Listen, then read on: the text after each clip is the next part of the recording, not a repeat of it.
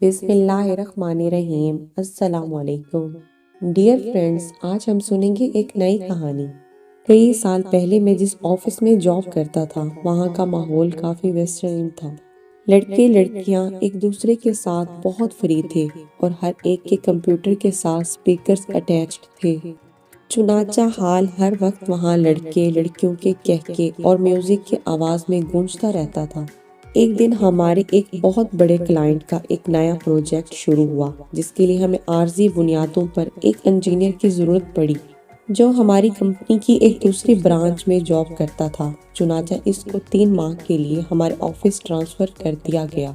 اس کی عمر تقریباً 30-32 سال تھی۔ انجینئرنگ یونیورسٹی سے بہت اچھے نمبروں سے کامیاب ہوا تھا اور گفتگو سے بہت پڑھا لکھا اور لائق فائق لگتا تھا۔ ان سب باتوں کے باوجود ہم سب لوگوں کو اس کا ہمارے درمیان آنا اچھا نہیں لگا کیونکہ اس کی کافی لمبی داڑھی تھی اور وہ ایک کٹر مذہبی قسم کا نوجوان تھا۔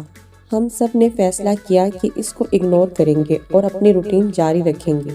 چنانچہ ہم نے میوزک اور دوسری ایکٹیویٹیز جاری رکھیں، لیکن مسئلہ یہ ہوا کہ جب بھی نماز کا وقت ہوتا وہ اٹھ کر ہر ایک کے پاس آتا، اسے نماز کی دعوت دیتا اور وضو کر کے وہیں حال میں نماز پڑھنا شروع کر دیتا، جس کی وجہ سے ہمیں مجبوراً میوزک بند کرنا پڑتا۔ آہستہ آہستہ ہم اس کے ساتھ گھلنا ملنا شروع ہو گئے۔ وہ ایک انتہائی قابل شخص ہونے کے ساتھ ساتھ بہت ملنسار بھی تھا۔ جس کسی کو بھی کوئی بھی پرابلم پیش آتی وہ اٹھ کر اس کی مدد کرتا، حتیٰ کہ وہ اپنے کولیگز کے لیے کچن سے چائے اور پانی بھی لے آتا۔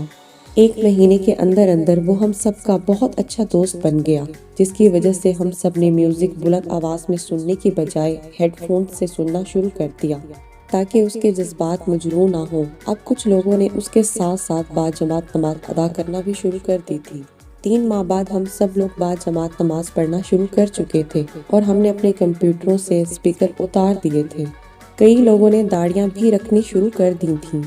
جب وہ اپنا پروجیکٹ ختم کر کے ہمارے آفس سے جا رہا تھا تو ہم میں سے ہر شخص اداس تھا۔ ہم نے اسے بہت کنونس کرنے کی کوشش کی کہ وہ ہمارے آفس کو جوائن کر لے، لیکن وہ نہ مانا۔ ہم نے اسے دھمکی بھی دی کہ اگر وہ چلا گیا تو ہم پھر سے میوزک سننا شروع کر دیں گے اور نمازیں نہیں پڑھیں گے، لیکن وہ صرف مسکرا کر ہی رہ گیا۔ آج کسی نے پوچھا تھا کہ سچا مسلمان کون ہوتا ہے تو میرے دماغ میں فوراً اسی انجینئر کا خیال آیا جو اپنے عمل سے ہم سب کو گناہوں سے نکال کر اچھے راستے پر لگا گیا۔ ہمیں ایسے مسلمانوں کی ضرورت ہے، نہ کہ ان کی جو ہاتھ میں تسبیحاں اور منہ میں گالیاں لیے پھرتے ہیں اور اعمال ایسے کہ اللہ کی پناہ۔ آج کی ویڈیو پسند آئی تو لائک، سبسکرائب اینڈ شیئر کرنا مت بھولیے۔ ملتے ہیں نیکسٹ ویڈیو میں، تب تک کے لیے اللہ حافظ۔